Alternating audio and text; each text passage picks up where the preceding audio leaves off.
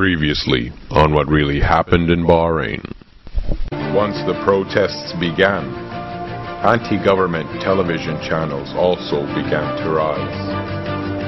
Such channels include Al Alam TV, Al Manar, Al Bayt, and Al Jazeera. The opposition were able to import their espionage devices through diplomatic personnel from the Iranian embassy.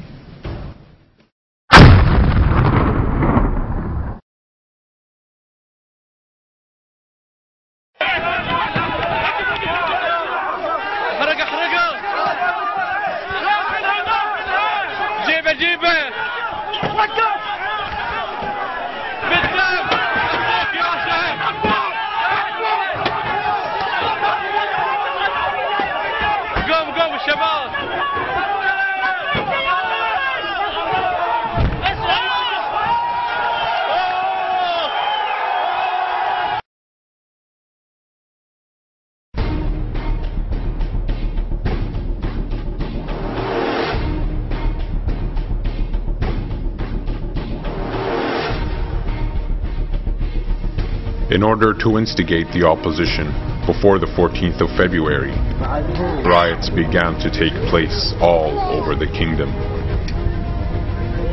Protesters were constantly burning tires, blocking roads, and executing other acts of vandalism that incite fear within local citizens.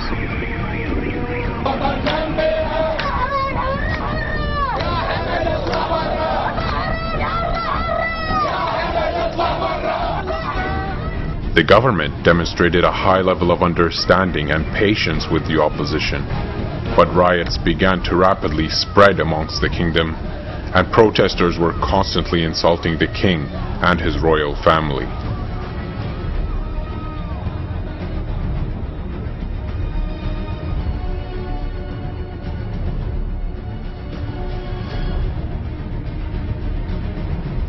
One of the protesters, named Ali Mushaymin, demonstrated violent protests once in 2009 and again in 2011.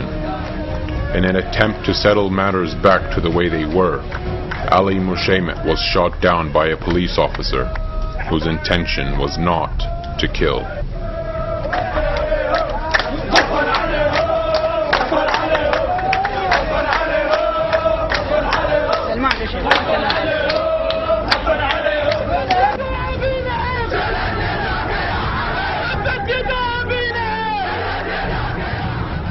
The opposition then took the body of Ali Mushaymin to Al Salmaniya hospital, and thousands of protesters demonstrated violent riots along the way, demanding the death of the royal family.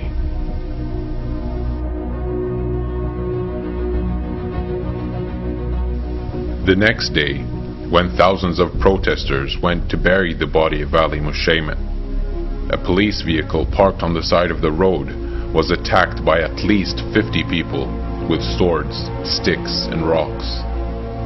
The vehicle contained 4 frightened police officers inside. 3 of the officers managed to get away, but one, in an act of self-defense, fired his weapon, and the second protester was brought down. The government of Bahrain displayed high levels of consideration and set time limits for any forms of opposition to take place. This was to prove that the kingdom did maintain rights such as freedom of speech. However, the opposition had already planned for the rebellion to take place in the GCC roundabout, and protesters had brought their food and shelter and settled in that area, delaying the kingdom's economy and harming its well-known reputation of one of the safest countries in the world.